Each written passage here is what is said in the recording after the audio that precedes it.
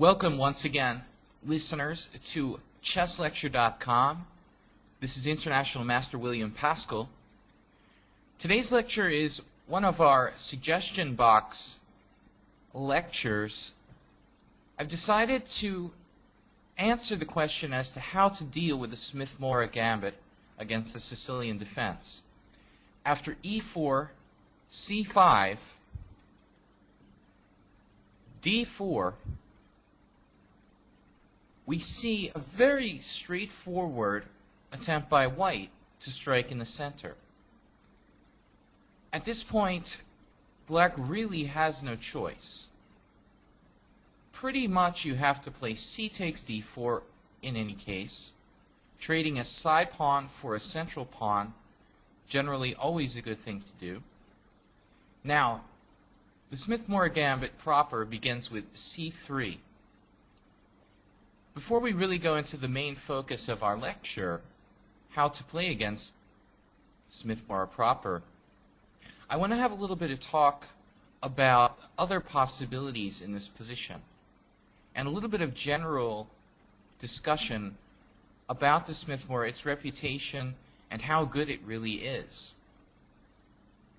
This is not an opening which belongs, under the topic taking out the trash. This gambit is, in my opinion, a sound gambit. Now, there are some gambits which are borderline, some which are just plain good. This one is definitely somewhere in the middle. If you think about the Benko gambit, for example, very good gambit, totally positionally well-founded, difficult, impossible to refute. The Smith-Morra lies somewhere in the middle between one of those questionable gambits and, a very, very well-founded gambit like the Benko. The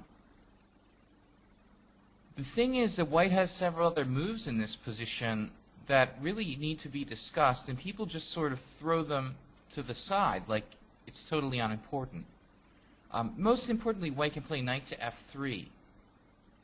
And I did a little bit of analysis of this position, and really, it's very difficult for black to avoid transposing to the main line of the Sicilian after this move. I mean, I just don't really think it's worth it going into some kind of weird line here. Possibilities exist. For example, Queen a5 check. Okay, this is probably the first thing that we really need to think about here. If we want to try to, take advantage of, not necessarily refute, but take advantage of this move order from white.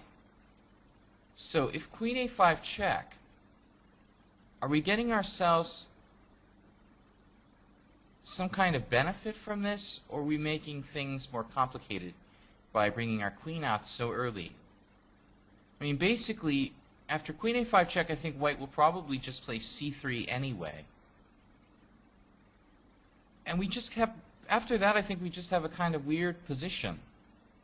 I'm not sure that black has really benefited after Queen a5 check c3.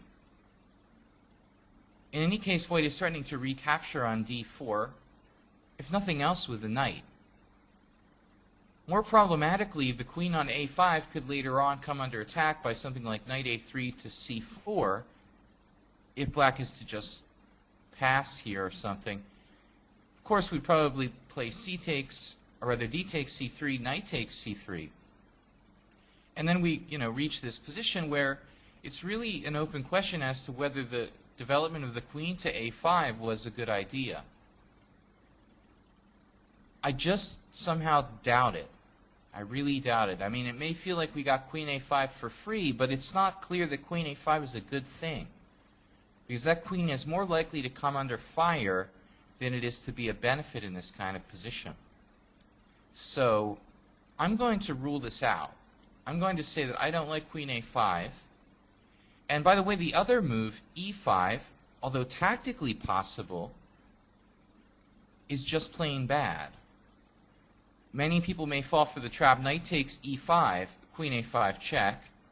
Once again, our friend queen a5, winning a knight on e5. But that is, you know, a beginner's mistake. After e5, c3, white has an improved Smith-Morra, because black has played e5, weakening that pawn, as well as weakening his potential to defend the d5 square. In other words, not being able to play e6 at a later date. So after c3, d takes c3, knight takes c3, white has the ultimate Smith-Morra, where black has just vagrantly weakened d5, and he has some kind of very rickety Sveshnikov kind of structure where he's way behind in development. So this is just plain bad for black. White is going to follow up with bishop to c4. He's going to dominate the d5 square. Even if he's a pawn down, it doesn't matter, because his control of d5 is so key. As I mentioned in my other lecture, the importance of the d5 square in the Sicilian, just positionally controlling that square is enough compensation for the pawn. In addition to that, white has a huge developmental advantage. So this is really bad news for black. Now, I think that we need to really be objective about the Smith-Morra. A lot of Sicilian players, it's, you know, the bane of their existence. They want to just say it doesn't work, it's refuted. I take a very objective standpoint against the Smith-Morra. I admit that the opening is completely sound for white. What I'm going to say, overall, my evaluation of the Smith-Morra is this. I think that white can probably gain a greater advantage by playing the normal open lines of the Sicilian. I don't think that black can force an advantage against the Smith-Morra. I think that black can probably equalize. So by playing the Smith-Morra,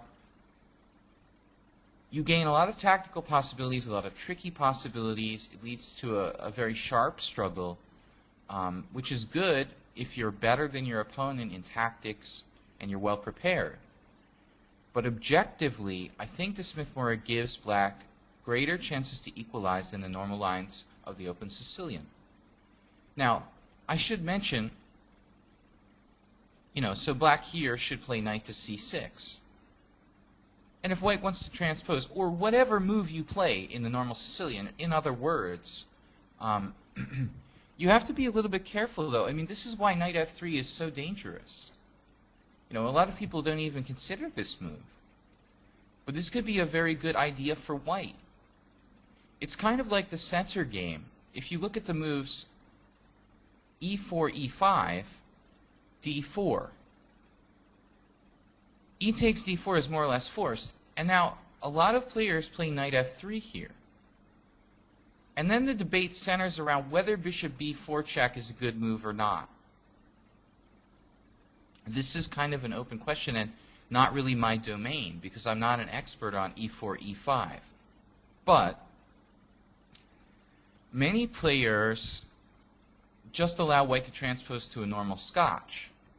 So there's a lot of similarity here. Another move which I think, a move order which could be useful for white in avoiding a lot of things. And I think that our representative lecturer, David Vigorito, has talked a lot about move orders, has done some videos on that topic, and you should check that out. Now, basically, going back to our topical position here, d4, c takes d4, knight f3 is a tricky move order for white, which in most cases will lead to the main line of the Sicilian. White will probably recapture with a knight here. The thing is, if you're black, though, this could be a little bit of a problem, because you don't know if white is going to play the c3 Sicilian, excuse me, the Smith-Morra, or if he's going to take and transpose to the main lines. So the choice of your move in this position is very important. For me, it doesn't matter. I play knight c6 in the normal open Sicilian in most cases, so I'd have no problem here. If you play e6, you should probably play e6 here. If you play the Najdorf, you should probably play d6 here. It's up to you. there could be a conflict, and I don't really have a resolution, a complete resolution, to be honest. If you play e6 Sicilians, my main recommendation against the Smith-Morra may not be the best for you because of this move order. So if you play e6 Sicilians, you may have to go with e6 setups against the Smith-Morra, which are very reasonable. And now I'm going to go into our discussion in a few moments about the main lines of the Smith-Morra. The other thing, the beginner's variation, I guess I'll call it, queen takes d4. Okay, this my math teacher played against me when I was in high school, and I'll always remember him for that. And I thought it was just absurd, you know. Lose the tempo, black plays knight to c6, he must be fine, right? Yes, black must be fine. But, you know, here's another idea that I think that white should toss out there on occasion, because black players are not prepared for this. This transposes to a kind of Scandinavian defense with colors reversed. It's an exact transposition to a Scandinavian with colors reversed after the best move, queen a4. White has an extra tempo in a real Scandinavian line. And I think that white's position is fine. I mean, I think that he can try to hope for an advantage in this position. Black should continue with normal moves. Knight f6. This looks absolutely correct. So let's just talk about this just briefly, because I don't think that we should just dismiss it like so many people do. After this queen a4 move, knight f6, by far the most logical and flexible. White will probably play one of his knights out. Let's say knight f3, looking for kingside development. Now you can probably look this position up with colors reversed, but you're not going to get the exact same thing when you look at those Scandinavian games where black has a tempo less. The difference in tempo really makes it a key, you know, characteristic difference. After knight f3, white is playing for an advantage, and black has to be very careful here to equalize. I don't think this is something that should be taken lightly. Probably d6 is mandatory here. And hopefully black will equalize.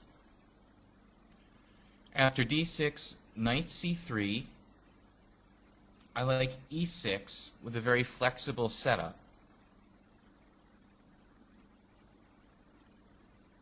What you're going to try to do is take advantage of that queen on a4 in the long run being a little bit misplaced. Later on, bishop d7 is going to be asking that queen an awkward question. So I think this is a variation that is playable and perhaps underestimated for white and might make a good surprise weapon. But with this setup for black, knight c6, knight f6, d6, and e6, followed by bishop d7 and a6 at some point, equalization is pretty much in the cards here. So, but this is one of those things, just do not take anything for granted. I mean, queen takes d4, don't laugh at your opponent and think he's an idiot if he plays that. Maybe he is a creative thinker who is willing to play something a little bit different. Let's go into the main lines now. c3. And here, of course, we have to discuss the possibility of declining the Smith-Morra Gambit. There are three ways to do this, at least. I think knight f6 transposing to the Alapin or c3 Sicilian is perfectly playable. I think it's a little bit rather unenterprising, shall we say. Allowing white to transpose to a really good opening, the c3 Sicilian, probably white's second best, or rather best alternative to the open variations, rather than, probably equalizing with perfect play against the Smith-Morra. So you can decline it with knight f6, transpose to c3 Sicilian, and make life a little bit more difficult for yourself. you really have to work in those Alipin Sicilians, or better off going into the main lines. The other possibility is d3, giving the pawn back, feeding it back. This usually ends up in a kind of Marazzi structure. White will take back on d3 with the bishop. He'll later play c4, clamp down on the center, and retain a slight advantage. So that's not really, the greatest answer as well. And I think a third possibility is d5, and that probably transposes to some other kind of like c3 Sicilian sort of position in most cases. So, again, I don't think the d5 knight f6 transposing to the c3 is a great idea. d3 gives way to kind of Marazzi setup. Let's go into the main lines. So d takes c3. Now, I have to tell a little bit of a story. I was playing in what was my best tournament ever, and had a really good shot at a Grandmaster norm. And my opponent just totally stunned me by playing, this is a strong player, stunned me by playing bishop c4 in this position like it was the Danish Gambit or something. And I was just totally taken aback. It never occurred to me that this could be played at a master level. Objectively, I knew that this really, probably isn't dangerous, but looking at it over the board, I couldn't come up with a clear solution for black, and I was a little bit nervous that, he had a lot of ideas worked out. And what I ended up deciding to do was just transpose to the normal Morra by not capturing on b2. In hindsight, I think that black really needs to try to squeeze the most out of the position. It might look scary, but I think you should take on b2. And this is yet another thing. I don't think that white's position is so silly. There are many, many, many ways for black to go wrong in this position. He has to play very fundamental and very solidly here. Bishop takes b2. Getting fancy with moves like queen a5 check, again, probably not a good idea. So here, knight f6, I was looking at this, and I'm just not sure that this is absolutely safe. This particular position, we have to take a good look. Very rare position.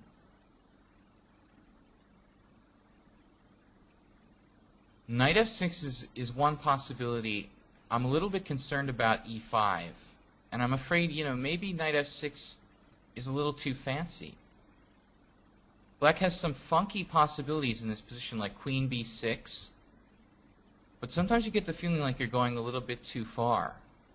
And I was looking at this in some depth, and I decided that it's probably too dangerous. After queen b6, queen c2 is a beautiful move. Defending the bishop, looking at the bishop on c8, trying to control the e4 square, black could really get himself in trouble because he's undeveloped in this position. I mean, moves are possible like knight g4, knight e4, but I'm just going to say that I think this is a little bit too weird for black, and you're probably going to get yourself into trouble. So rather than play knight f6, I think it's safer to play knight c6 and await further developments. After knight to c6, what can white do? Knight f3, hard to recommend something else. And now at this point, a couple different possibilities come to mind. Of course, d6 and knight f6 and e6.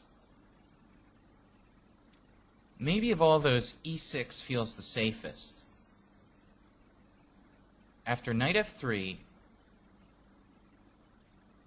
d6, I'm a little bit concerned that white might be able to open it up with e5. I'm not sure if it's so bad, but it's one possibility. e6 doesn't give white that possibility, and I think that's why it's better. And the idea is just going to be to play e6, d6, knight f6 with a typical setup. So for example, e6, castles kingside, d6. And what can white do? Queen e2, standard Morra move. Now probably knight f6. And after something like rook to d1, queen c7. Stepping out of the way of the d-file. Black has to take care, but you know, I just don't think that white really has anything great to show for a two-pawn deficit. And I really kicked myself for not taking that second pawn when I played that game in the Marshall Chess Club in 1999. So let's go back to the main continuation and start to cover the main line. I'm going to just tell you straight off, there is no clear best answer to the Smith-Morra in the main line. There are several different setups after knight takes c3 that black can opt for, and I think they're of kind of equivalent value. And here is where you really, you know, kind of have to think about that early move order with the possibility of white playing, you know, knight f3 on the third move and what you're going to do. If you're an e6 player, you may want to look into e6 setups, which are very reasonable. Of course, can be played with or without knight c6. So I guess your default move here is knight c6. And in that case, that's fine. But the problem is if white plays the move order with knight f3 on the third move, and you don't play knight c6, in the regular Sicilian you have a problem, and your opening repertoire is not cohesive. So here, if your main line is e6, you're going to need to look into e6 setups against the Morra. Okay, my recommendation is knight c6. Now white plays knight to f3. Of course, bishop c4 probably just transposes. At this point, we have to play e6 or d6. I'm going to recommend d6, although e6 setups, very reliable. Both setups with knight going to f6 as well as setups with the knight going to e7 and g6 are very solid. If you're an e6 Sicilian player, you really need to look into that. So d6, bishop c4. Here we are. Now, there's a very well-known trap in this position, which catches a lot of people, especially in blitz, in that knight f6 is a terrible mistake because of the shot e5. And I'm not saying black is lost in this position, but he has some serious problems. Looks like serious problems after that. So, rather than taking a chance, and by the way, before I go any further, just the problem is after e5, d takes e5, we have queen takes d8, and if king takes d8, major problems with knight to g5. If knight takes d8, major problems with knight to b5. When, you know, if you can survive in a blitz game, you're a better man than me.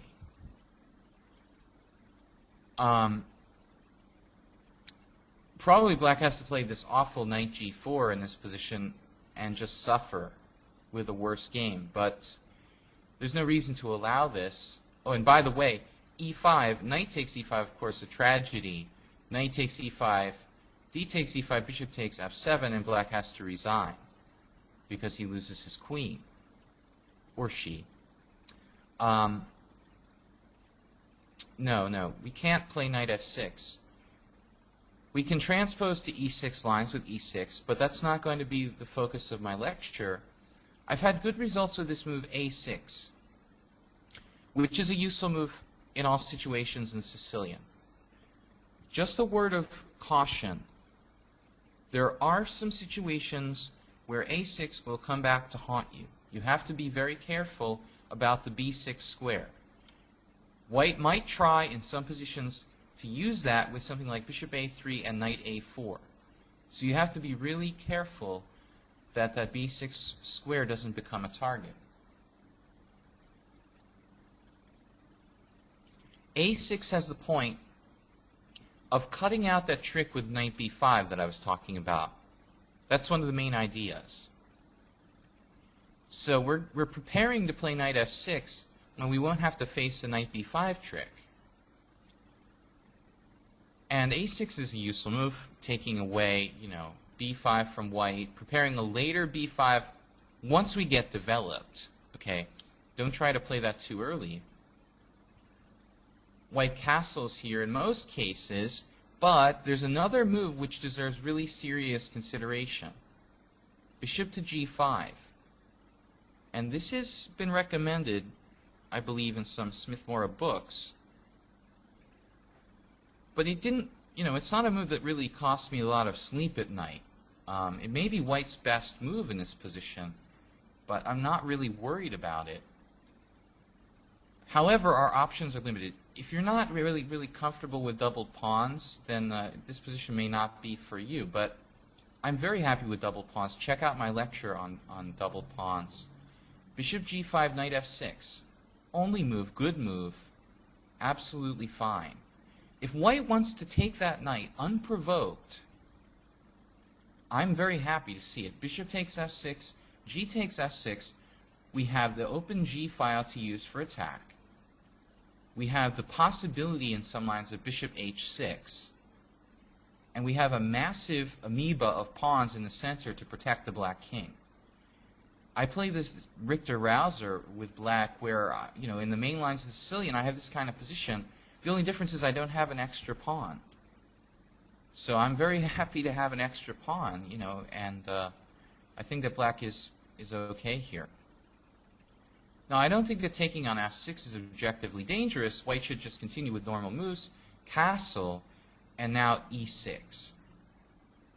And this turns into one of the oldest lines of the Smith-Morra, the traditional knights on c6, knights on f6, small pawn center, e6, d6. However, we forced a kind of concession from white in that his bishop is on g5. White's best line in this normal variation is to play with the bishop to f4 to pressure d6 and force black to play e5 later on. If it wasn't for that, I would recommend that variation in the first place. But if we can get white to play bishop g5 and white doesn't have that pressure against d6, I'm very happy in this small center defense kind of position. Queen e2, bishop e7, all these are standard moves. Rook on f to d1, and now we have really serious threats of e5. So the queen has to get out of there. And b6 is not really healthy looking. a5 probably invites an expansion with a3 and b4. So queen c7 is more or less forced. Most likely white will play rook on a to c1, a standard move. Castles kingside. And now, what can white really do? Probably set up tactics with something like bishop b3. And the best bet, when in doubt, is to complete your development. Bishop d7, and most likely your opponent will go for the fancy knight d5. E takes d5, and you calmly give back the piece. With e takes d5, rook on f to e8, protecting e7. D takes c6, b takes c6. And let's take a look at this position. White has great development, but he has a little problem. He's missing a pawn. So if the material was equal here, I would say white has a definite, concrete advantage. But in this case, he's just a pawn down. And these pawns in the center will eventually advance with effect. And I don't think this variation is going to be a problem for black. So going back, bishop g5 may be the best move, but in the end I think all white ends up with is a slightly inferior version of the main line with e6 and d6. So not to worry after bishop g5. Let's look at the other main move, castle kingside. Now knight f6 is possible because there's no knight b5 tricks. e5 is interesting. I used to think this was just silly, but actually black has to be very careful here for quite a few moves. After e5, again, remember, you lose a queen if you play knight takes e5 here. Knight takes e5, knight takes e5, d takes e5, bishop takes f7 check, resigns. So be very careful in your blitz games not to take with a knight. You have to take with a pawn. White trades queens with queen takes d8. And now we must play knight takes d8 because of the threat of knight g5 still existing. Knight takes d8. And now, of course, no knight b5. White plays knight takes e5. And in this position, for a long time, I didn't really know what the best move was, but I checked this with the computer. And, computer you can only trust so far. So, checked it with the computer. I forced it to make a lot of moves and went down the line here quite a ways. And I think that the answer is probably bishop f5. Bishop f5 to get the bishop outside the pawn chain and develop, free the c8 square for the rook on a8, just get things mobilizing. e6 is tempting, but it's just problematic because the bishop on c8 is really boxed in. And development will be very difficult after that. So I think it's really key to get that bishop in the game. I've been tempted to play bishop e6 a lot, but this is a kind of artificial move. It really interferes with the kingside development, and after bishop e2, black has to watch out for the bishop switching diagonals with bishop f3. I feel a little bit uncomfortable here. Maybe playable for black, but it looks a little hard. I wouldn't recommend it to a beginner. This is like one of those, don't try this at home. This is a trained professional. You'd have to walk a tightrope here to play this for black. So bishop f5 looks good. Now let's say rook d1, e6, got the bishop outside the pawn chain. Now white continues to develop with something like maybe bishop g5, rook c8, or perhaps better is knight c6, just developing. May not feel like developing because you've moved that piece several times, but it's on d8, and you're challenging a strong piece on e5. I think this is probably the best bet. Knight takes c6, b takes c6. It may look ugly. There's something like rook c1. But to be honest with you, knight d5, and we just plant that knight in the center. That would be even more effective if the white bishop were on e3 way. I'm not going to argue that black is better because he's up a pawn. That would be very unobjective. I mean, white has a perfect pawn structure and better development. Black has a pawn, and I think that just about balances out. No, you can't expect to really force an advantage against the Smith-Morra. If white plays perfectly, it's not that bad an opening. But you can hope to equalize completely, which is something that I can't offer you in the main lines of the Sicilian. Okay, so this e5 seems interesting, but a little bit perhaps releasing the tension too much for white. Just a trappy move. Okay, so after knight f6, white's normal move is either bishop g5, once again bishop g5, e6, no problems. So now we're going to look at queen e2. On occasion, I've seen other moves like a4. People are paranoid about b5. I'm not really concerned about a4. It looks like kind of weakening and a waste of time for white. If he wants to do that, that's fine. I'm glad for the extra tempo.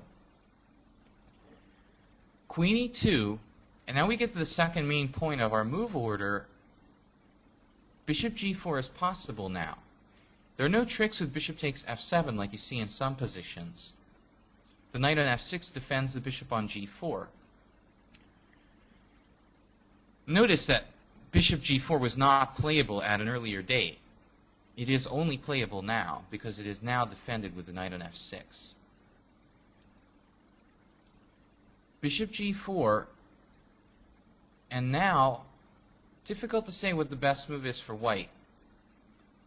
I had several games with a young, strong master, Lev Milman, over the years, where I was able to equalize but unable to win. That's about how good the Smith-Morra is. Okay, bishop g4, and now most likely rook to d1. I think h3 is inferior. After h3, you have a choice. You could play bishop h5, but it looks a little rickety to let the bishop get pushed away like that. I would just go for the simple bishop takes f3, queen takes f3, and then you can choose between either e6, just developing, or knight e5, trading more pieces when you're a pawn up. No. Bishop takes f3 is good. h3 is inferior. White should play rook d1. And black plays e6. e5 is not a threat yet because of knight takes e5 and the pin on the f3 knight against the queen on e2.